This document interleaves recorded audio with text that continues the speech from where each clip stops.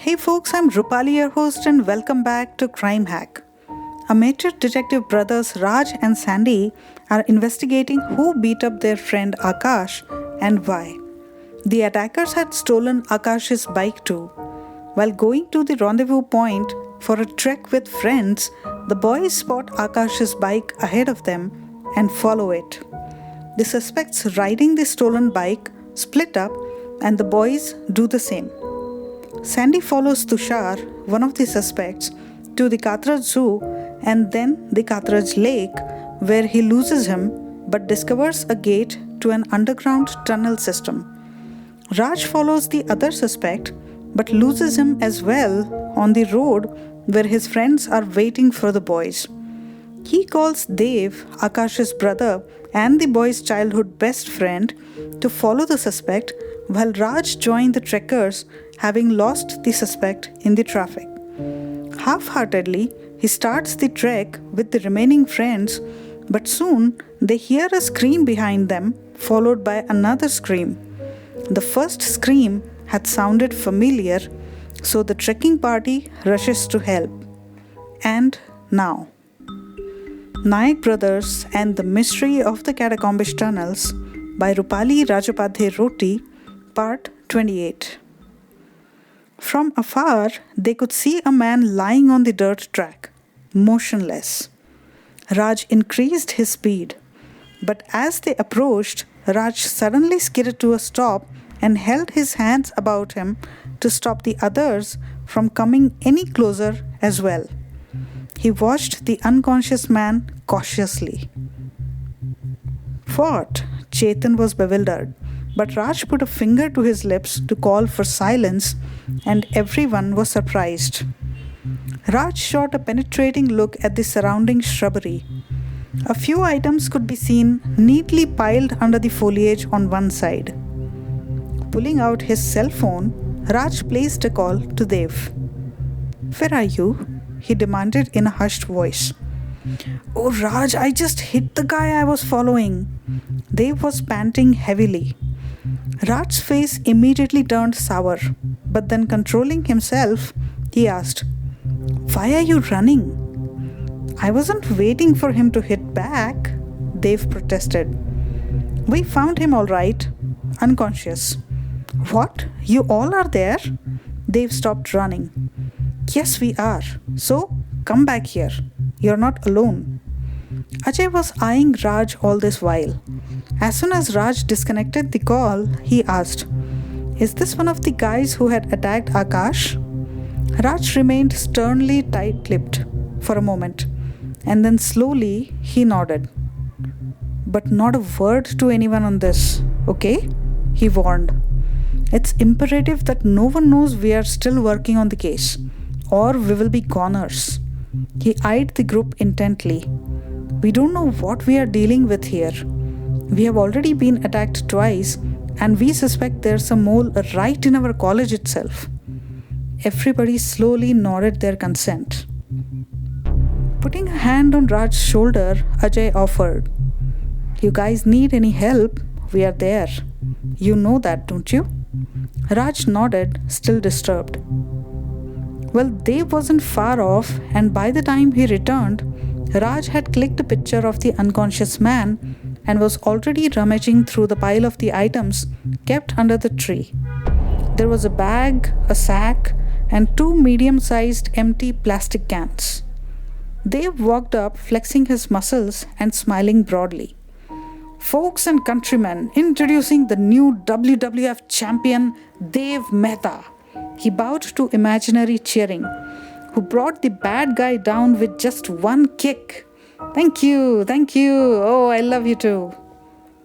"Why did you run away then?" Ajay teased. "You are mistaken, my friend. Dev never runs away." Dev countered with a composed smile. "I was just taking a round and coming back for when he wakes up again." "Yeah, right." Sushil jeered and others laughed. But Dev was unabated. Raising his leg, he asked, "See this? Woodland. The shoe had a very strong sole. I bought this soon after the attack on Aakash. Also, from that day on, I'm watching Jackie Chan and Bruce Lee movies and practicing their moves. He punched and kicked the air, making funny noises. Yee, ha, yeah, tush. Okay, Wacky Chan, Raj laughed. Now, will you kindly enlighten us with what happened? Well, after I left our bunch gawking after me, I followed this man. He took multiple stops to purchase all these things and then took to this road on foot. Raj had now opened the haversack. Interesting, he exclaimed, and everybody bent forward to take a peek. One by one, he pulled out a brand new toothbrush, a tube of toothpaste, and other things important for an overnight stay. Seems our friend was planning to camp out here in the jungle for a while, Raj quipped. But where would he stay? On a tree? I don't see a tent or anything, Sushil pointed out. There's nothing for food either, they've put in. These cans could be for water, but they are empty. Raj was silent, thinking deeply. I wish you could have followed him till his destination. I was, but some crackpot called me on my mobile and this man heard it ringing. Dave defended himself. You hadn't put your phone on silent? I... Well... Raj grimaced. Little did they know that it was Sandy who had called Dave at that time. Dave turned to see the man and suddenly let out a surprised cry. Huh? Where's he gone? Everybody immediately snapped to attention. Looking around frantically, Raj barked his instructions. Fan out, guys, he mustn't be far off. Shout if you see him and we will all converge. But after a few minutes of searching, the boys returned empty-handed and crestfallen. Ajay shook his head mournfully. We should have bound him hands and feet while he was still unconscious. Yeah? With what? Dave asked. They didn't have any rope on them. At least I called the police, Dave put in, and Raj looked at him questioningly. Well, I thought it better to make arrangements to retrieve Aakash's bike, Dave explained. Ah, good thinking, Raj nodded. We should go meet that policeman to give him a lead on the man in the woods. Though I doubt how many men will be spared for his search. Finding a person in this wilderness is a lost game already. Remembering how the man had disappeared a few minutes ago, he added irritably, one could vanish anywhere. A few minutes later, they met the constable by Aakash's bike and told him of the suspect who was riding it. They also handed over the items they had confiscated. It could at least delay the man's plans, whatever they were.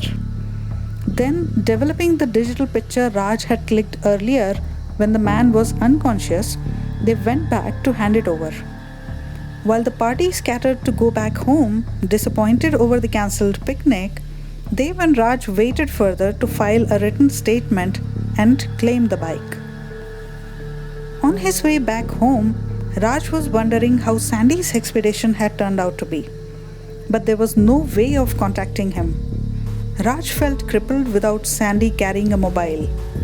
Then again, if they were not so dependent on mobiles, Raj would never have been interrupted in his chase and they would have been able to shadow the man to his destination. And by now, instead of a failed mission, they might have had a lead in the case with some new information. But upon reaching home, Raj was stunned to see Sandy sitting at the dining table, nicely having tea and snacks with their mother. He immediately wiped the astounded look off of his face and refrained from asking any sudden questions. He didn't know what Sandy had told their mother about why he had returned early and why alone.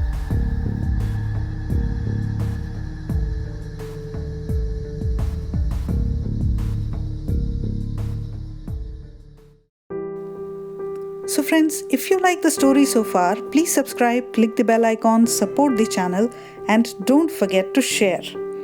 You can also challenge us to watch and review your favorite movie, book, or TV show and support us on Patreon so we could shout out your name in the review. I publish a new episode every Monday, Wednesday, and Friday with bonus content on other days. So keep a lookout. Until next time, keep safe. Namaste.